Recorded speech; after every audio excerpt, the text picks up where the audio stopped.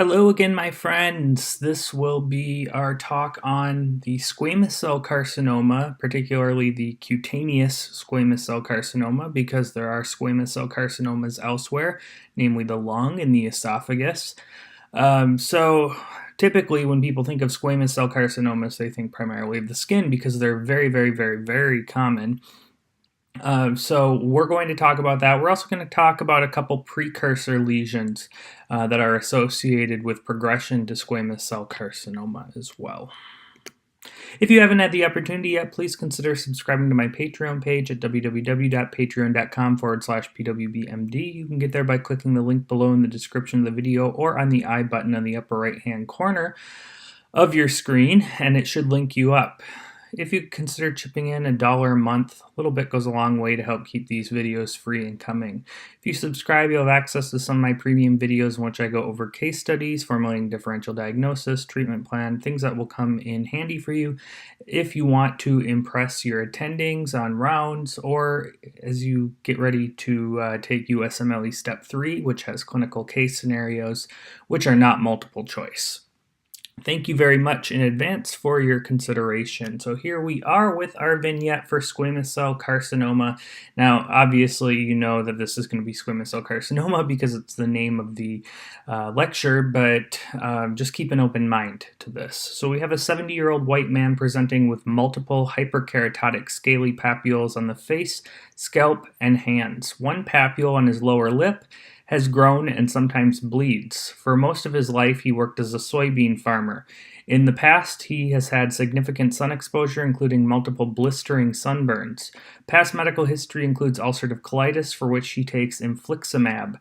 Previously, he's had skin cancer on the face, but he doesn't remember what type it was. Physical exam reveals a 1 centimeter wide, round, roughly mildly erythematous papule, and with some hyperkeratosis. There is evidence of mild ulceration.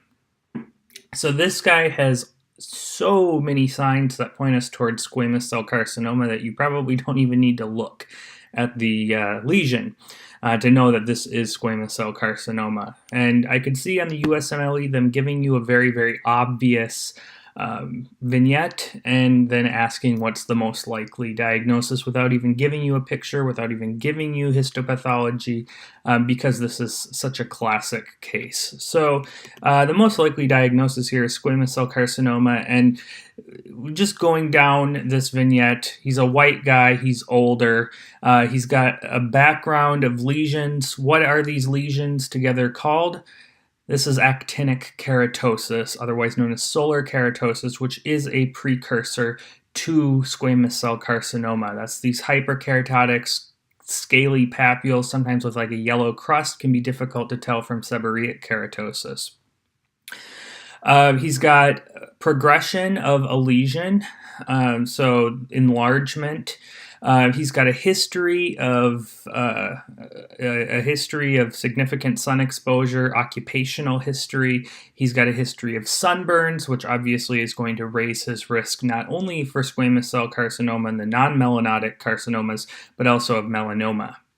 He's got a history of ulcerative colitis. That's not so much a risk factor, but the fact that he's taking immune modifiers, infliximab, reduces the immune system, increases the risk of squamous cell carcinoma. He's also got a history of skin cancer. He doesn't know what type it was, but you could probably conclude that it's one of the more common types. That might be a safe guess. And then he's got this large lesion that doesn't look like the others, kind of your ugly duckling sign that we talked about with the melanoma section. And there's also some evidence of ulceration. Also, it's on the lower lip. Lower lip is more common for squamous cell carcinoma. Upper lip is more common for basal cell carcinoma for whatever reason. USMLE likes to test that, so you can put that in your back pocket. Best next step is going to be an excisional biopsy, and then ultimately, if it comes back positive, we're going to need to get clear margins. So squamous cell carcinoma is a neoplasm derived from keratinocytes, that is in contrast to melanoma, which is derived from melanocytes. There are a couple precursor lesions, one we already talked about called actinic keratosis, the other one called Bowen's disease, which looks very similar to squamous cell carcinoma. Sometimes it's really hard to tell. If you have Bowen disease, you may think it's squamous cell carcinoma. You get a biopsy, and in fact, you see squamous cell carcinoma, but it is localized to the epidermis, and so we call that in situ. It has not invaded the basement membrane, has not invaded the dermis, so this is in situ. Most squamous cell carcinomas will develop from one of these lesions, but they don't have to. Epidemiologically, this is the number 2 most common skin cancer, second to basal cell carcinoma. The exact numbers are difficult to estimate because this is so common. It's not reported to the cancer registry, but probably around 1 million cases in the US per year. I read somewhere 700,000, but that's probably, like I said, an underestimation. The incidence is increasing as we have an aging population, changes in UV exposure, a lot more voluntary UV exposure, people going to tanning beds and so forth. More common in whites, people who are fair-skinned, particularly if you have red hair, blue eyes, that is going to mean you have less pigmentation in general. People who live closer to the equator, so think Florida, Southern California, and then men slightly more than women. Another thing, interestingly, is you have to take into consider elevation as well. So if you think of Europe, all of Europe, it's mostly white people in Europe, and roughly along the same latitudes. However, Switzerland has the most cases of squamous cell carcinoma, and that's probably due to their elevation. They're in the mountains, and so I was in Peru last month, and I was hiking up a few different mountains and got a pretty decent sunburn on my forehead.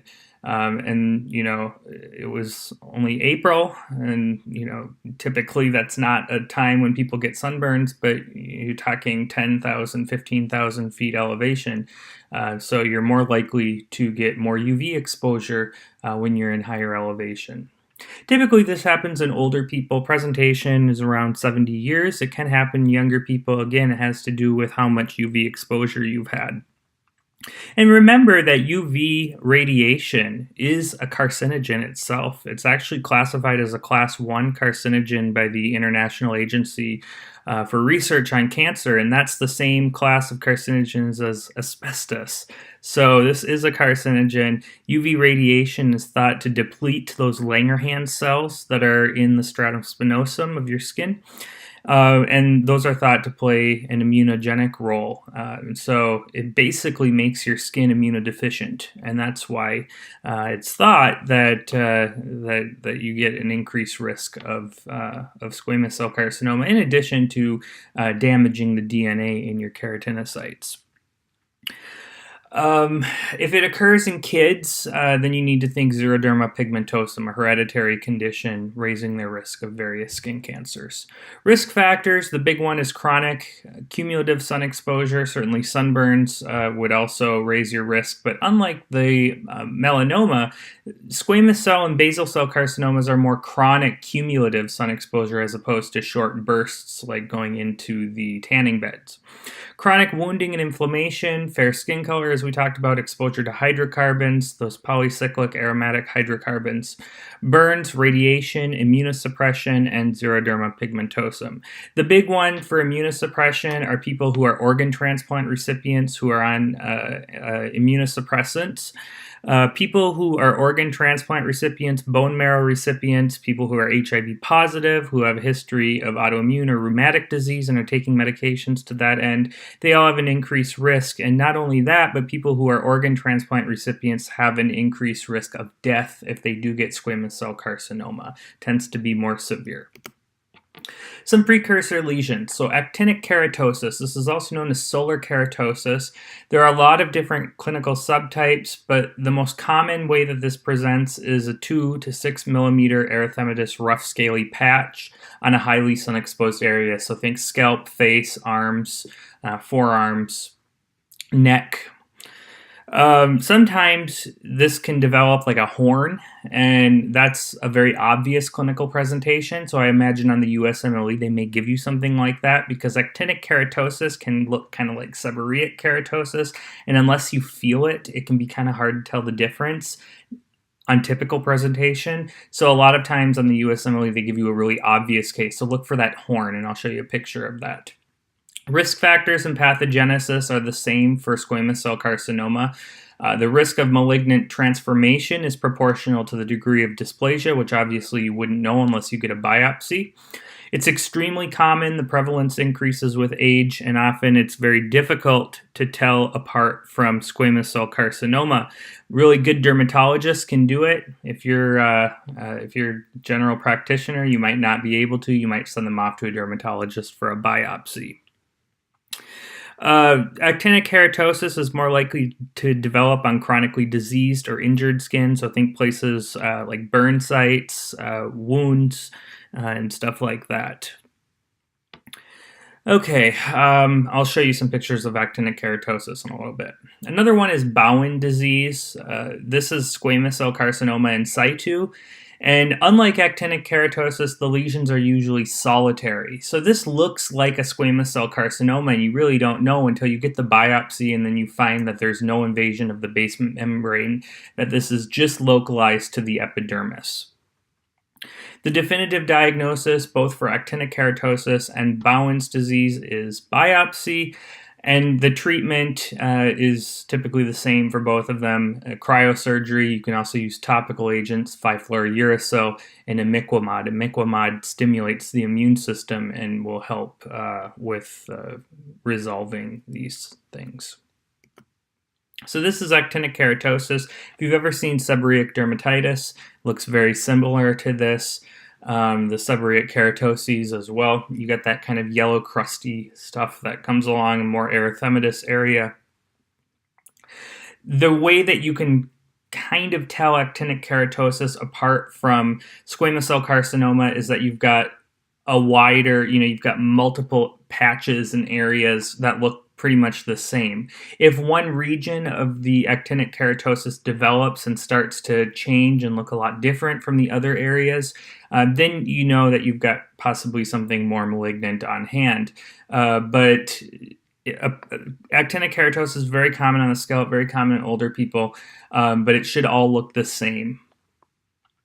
And as far as telling it apart from seborrheic, it's really the main difference between actinic keratosis and seborrheic keratosis is that actinic keratosis doesn't have that velvety and greasy feel to it, whereas seborrheic does. So here you can see, again, kind of that yellow, crusty stuff. Again, on sun-exposed areas. Seborrheic will not necessarily do that. And you can see that you can also get actinic keratosis of the mucous membranes as well. This is on the lower lip. Remember that squamous cell carcinoma has a propensity for the lower lip. And when you develop it there, the prognosis is actually worse, as we're going to see. You can also develop it on the ear. Again, like the lower lip, if it develops on the ear, prognosis is slightly worse. Here's that horny appearance. So this is a very classic way that actinic keratosis can show up, but it doesn't have to. It can just be a flat plaque. But I imagine on the USMLE, they're going to be more likely to give you a picture like this because it's a very classic presentation. You can see here, again, kind of a horn-like appearance. So if you look under the microscope, the histopathology for actinic keratosis will typically show abnormal keratinocytes, but they're always going to be confined to the epidermis. There may also be an inflammatory infiltration beneath, so you can see some inflammatory cells here. Also some underlying elastic tissue. We call this solar elastosis. In the papillary dermis. Note also these palisading basal cells. That's very classic for actinic keratosis as well. But all of the abnormal cells are confined to the epidermis. You have some changes of the dermis, but you don't have any abnormal cells down there.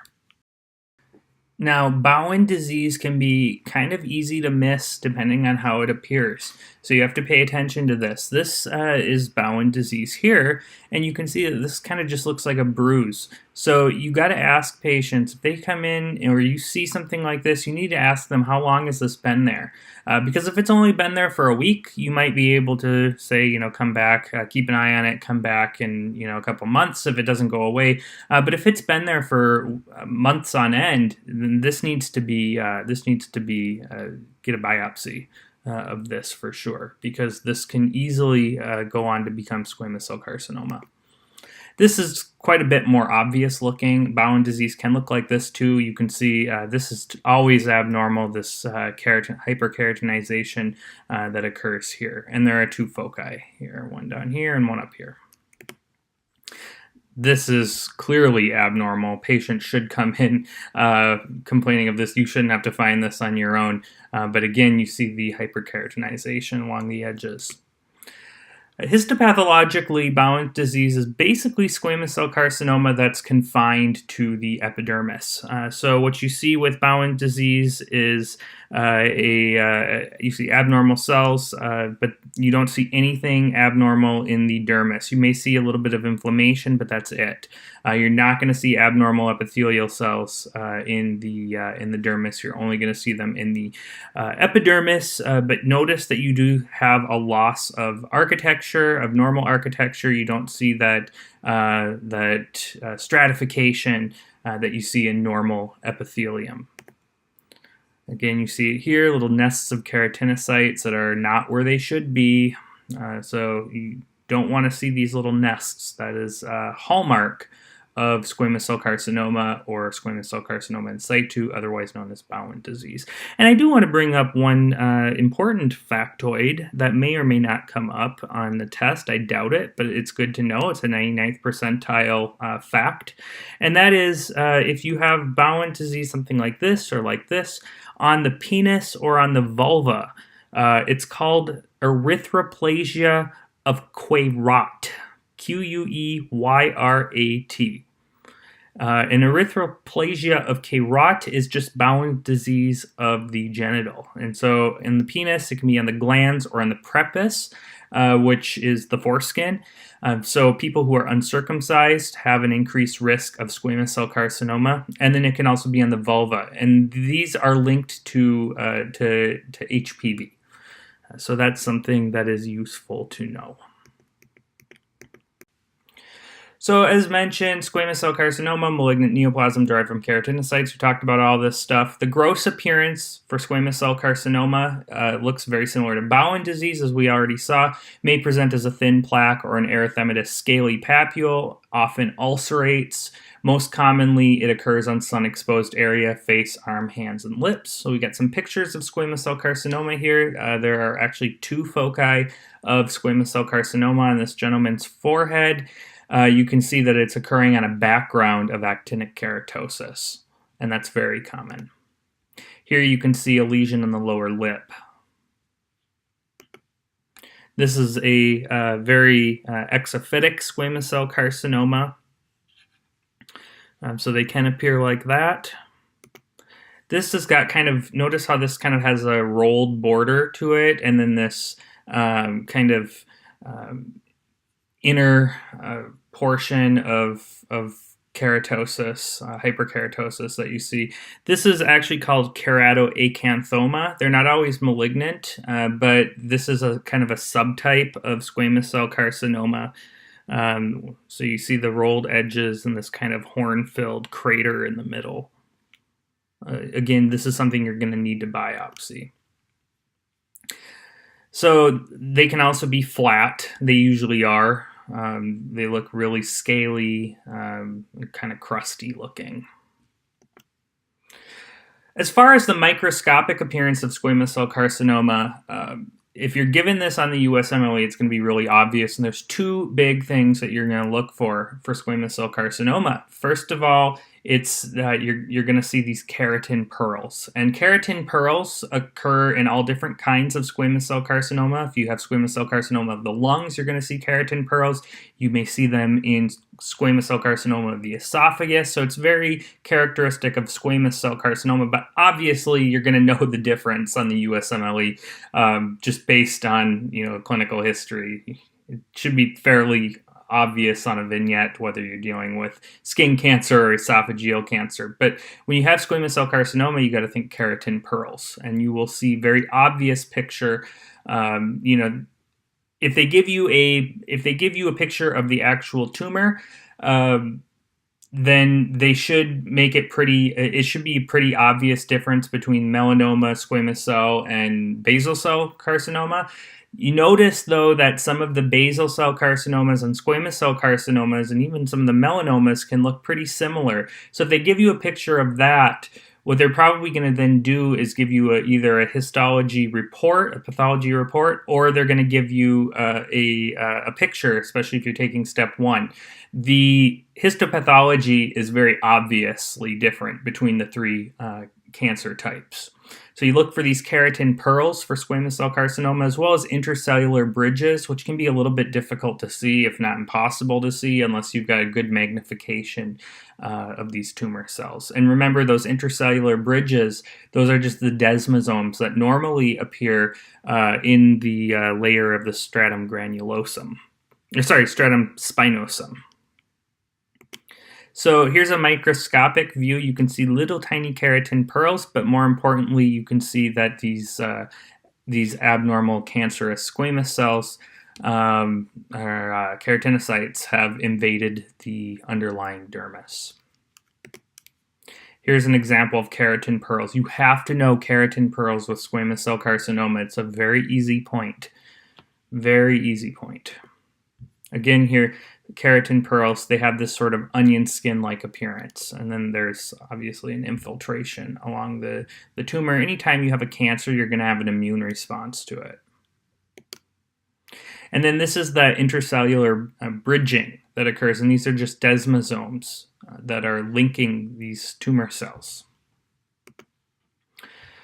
As far as history, look for chronic sun exposure, presence of risk factors, family history, certain cancers run in families, and squamous cell carcinoma is one of them. All the skin cancers, really, if you have a family history, you're at increased risk. And what that probably has to do with is just skin pigmentation and skin color. The symptoms are a growing skin lesion, which has been present for some time and has failed to heal. Maybe it's been there for a while. It was actinic keratosis, and now it's transformed into squamous cell carcinoma. There may be ulceration, so patients will say that it bleeds. Physical examination, remember to do a whole body skin examination. Keep a lookout for a background of actinic keratosis, which will often be present elsewhere. Always good to check for lymphadenopathy local to the lesion, as well as ask about constitutional symptoms. Even though they're rare at presentation, you may need to do some additional investigation if any of that is present, because squamous cell carcinoma can metastasize, much more likely to metastasize compared to basal cell carcinoma, as we'll eventually see. As far as diagnosis, typically you're going to first suspect it on appearance. Dermatologists do something called dermatoscopy. You won't do that if you're a general practitioner, but an excisional biopsy with margins is the best initial test and will certainly yield a definitive diagnosis. Differential diagnosis includes actinic keratosis, which we already talked about, Bowen's disease, which we already talked about, seborrheic keratosis. Seborrheic keratosis tends to be more brown, pigmented in appearance. It's texture-wise, it's kind of waxy. It looks wart-like, and it's got what's called a stuck-on appearance. It looks like you just took some waxy brown stuff and just stuck it on somebody's skin. Often it can be hyperkeratotic, but not necessarily. And then the basal cell carcinoma, if it's flat, it can be really difficult to tell from a squamous cell carcinoma. But if it's exophytic, it's got a much more pearly and smoother appearance. There's often telangiectasias. You may see the telangiectasias too, even if it's flat, so look for that. Histologically, it's much different from squamous cell carcinoma. If you watched the intro to skin cancers, you would have seen that the basal cell carcinoma, these are dark staining cells that invade the dermis, and it's got a very stereotypic palisading pattern. Squamous cell carcinomas are graded histologically using Clark's levels, which we talked about in the melanoma talk. They're staged via the TNM system. Don't worry about that for testing purposes. The treatment is a wide local excision, and then chemotherapy is available if the tumor is unresectable or if it's metastasized. There is a low risk for metastasis, so the prognosis is typically good. However, the risk of metastasis is much higher than for basal cell carcinoma, which has virtually a zero risk for metastasis. The prognosis is worse for larger tumors, deeper tumors, as well as tumors that occur on the lip or ear, and then also in people who are immunocompromised. We already talked about that. Squamous cell carcinomas, remember, tend to occur on the lower lip, whereas basal cell carcinomas tend to occur on the upper lip. Primary prevention is the same for like melanomas and other skin cancers. Avoid overexposure to sun. Always wear sunscreen, SPF of greater than 30. Wide-brimmed hats can be useful. Also for squamous cell carcinoma, niacinamide and retinoids may play a helpful role in preventing, especially if you've got a patient with actinic keratosis. They may benefit from this to reduce the risk of progression to squamous cell carcinoma. And as usual, self-checks can be helpful. So just to recap, squamous cell carcinoma is a malignant neoplasm of keratinocytes. The classic patient is old, fair-skinned, who has chronic sun exposure. Think like a farmer, a construction worker, somebody like that who spends a lot of time outside, usually with a history or presence of actinic keratosis or Bowen's disease. Often they live closer to the equator. Physical exam, crusty, thin, scaly plaque, but occasionally exophytic, as we saw a picture of, often on a background of actinic keratosis. Definitive diagnosis is biopsy, which will show keratin pearls and intracellular bridging. Just remember, please remember the keratin pearls that will help you. It could be a very easy point on the USMLE. The malignant cells will invade the dermis, unlike Bowen's disease, which otherwise appears very similar on histopathology. Prognosis is associated with the size of the tumor, depth of the invasion, location. Remember, lips and ears are worse, and the immune status. And the treatment is a wide local excision with margins. Chemo exists, but you're not responsible for knowing the chemotherapy. It is typically platinum-based. However, there are, as for many of the other cancers, there's immunotherapy that is emerging. If you have any questions, please write me a note below. Otherwise, I will see you next time.